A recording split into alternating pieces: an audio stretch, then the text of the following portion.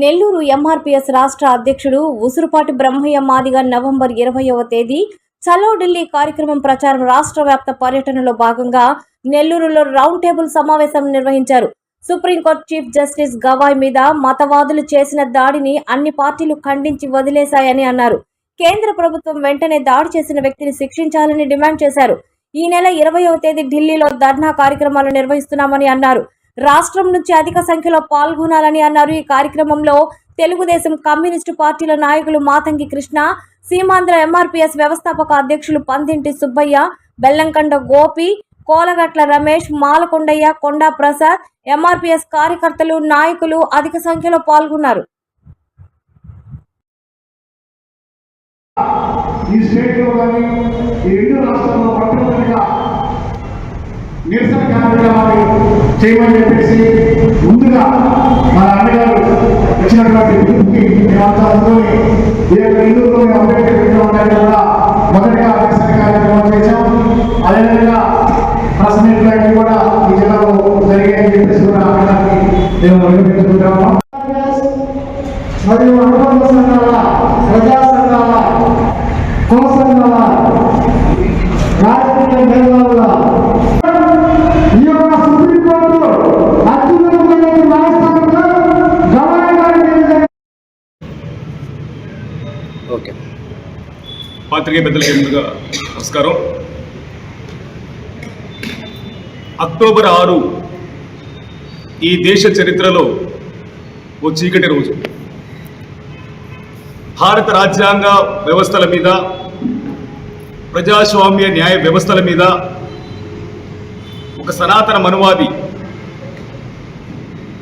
చేసినటువంటి దాడి 140 కోట్ల మంది భారతీయులు, అందులో 40 కోట్ల మంది దళితుల మనోభావాలను దెబ్బతీసే విధంగా చరిత్రలో చీకటి రోజుగా వర్ణించదగ్గ రోజు అక్టోబర్ 6. సుప్రీంకోర్టు ప్రధాన న్యాయమూర్తి జస్టిస్ బిఆర్ గవాయ్పై రాకేష్ కిషోర్ అనే ఒక మనువాది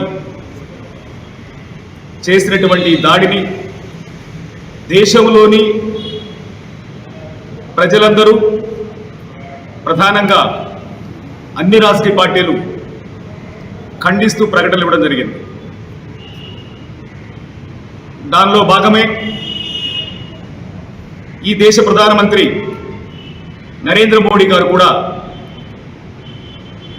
సుప్రీంకోర్టు జడ్జి మీద జరిగిన దాడిని అనాగరిక చర్యగా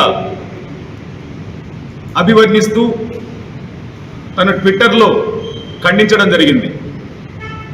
ఇదే సందర్భంగా నరేంద్ర మోడీ గారిని మేము సూటిగా అడుగుతా ఉన్నాం. నరేంద్ర మోడీ ప్రభుత్వాన్ని మేము సూటిగా ప్రశ్నిస్తూ ఉన్నాం. అనాగరిక చర్యకు పాల్పడినటువంటి రాకేష్ కిషోర్ మీద ఎందుకు చట్టపరమైనటువంటి కఠిన చర్యలు తీసుకోలేదు? అనాగరికుడైనటువంటి రాకేష్ కిషోర్ని ఆధునిక నాగరిక సమాజంలో ఎందుకు తిరగరిస్తున్నారు? నిజంగా మీరు మనస్ఫూర్తిగా జస్టిస్ గవాయ్ మీద జరిగినటువంటి దాడి అనాగరిక చర్య అని చెప్పిన మాట నిజమైతే, మీ మాటలో దళితుల పట్ల, ఈ దేశ ప్రజల పట్ల, ఈ దేశ ప్రజల మనోభావాల పట్ల, ఈ దేశ ప్రజల రక్షణ పట్ల మీకు చిత్తశుద్ధి ఉంటే, ప్రధానంగా మా దళితుల పట్ల మీకు చిత్తశుద్ధి ఉంటే, ఒక దళితుడైనటువంటి చీఫ్ జస్టిస్ మీద జరిగిన దాడిని తీవ్రంగా ఖండించడంతో పాటు అనాగరికుడిని దేశం నుంచి బహిష్కరించాల్సినటువంటి నరేంద్ర మోడీ గారు ఖండనకే పరిమితం కావడం అంటే, దానికి సనాతన పేరు మీద దాడి చేసినటువంటి రాకేష్ కిషోర్ కూడా వాడు ఆర్ఎస్ఎస్ భావజాలం కలిగిన వ్యక్తిగా, సనాతన మనువాదిగా ఉన్నాడు కనుక ఆ సనాతన మనువాది చేత దాడి చేసినటువంటి రాకేష్ కిషోర్ దళితుడే. కానీ సుప్రీంకోర్టు ప్రధాన న్యాయమూర్తి మీద దళితుడితోనే దాడి చేయించి, దళితులతో దాడి చేయించి మమ్మల్ని మేము చంపుకునే విధంగా కుట్రలు పన్నుతూ మా చరిత్రని మాకు మరొకసారి తిరగరాయించే ప్రయత్నం జరుగుతూ ఉంది. 80 సంవత్సరాల స్వతంత్ర భారతంలో ఏనాటి వరకు, నాటి నుండి నేటి వరకు సుప్రీంకోర్టు వ్యవస్థ మీద దాడి జరగలేదు, సుప్రీంకోర్టు జడ్జిల మీద దాడి జరగలేదు. మా మాలామతిక పల్లెల మీద దాడులు చేశారు, మా గిరిజనుల మీద దాడి చేశారు, మా ముస్లింల మీద దాడి చేశారు, మా క్రైస్తవుల మీద దాడి చేశారు, మా అక్కల చెల్లెని అత్యాచారాలు చేసి చంపినటువంటి సందర్భాలు ఉన్నాయి.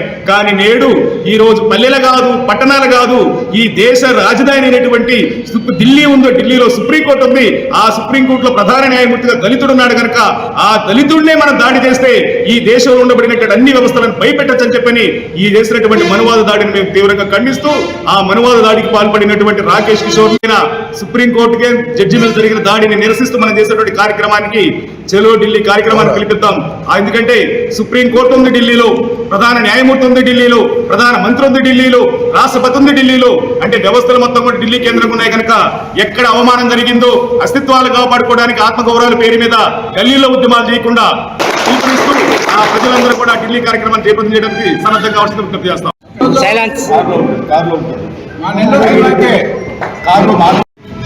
అందరికీ నమస్కారం.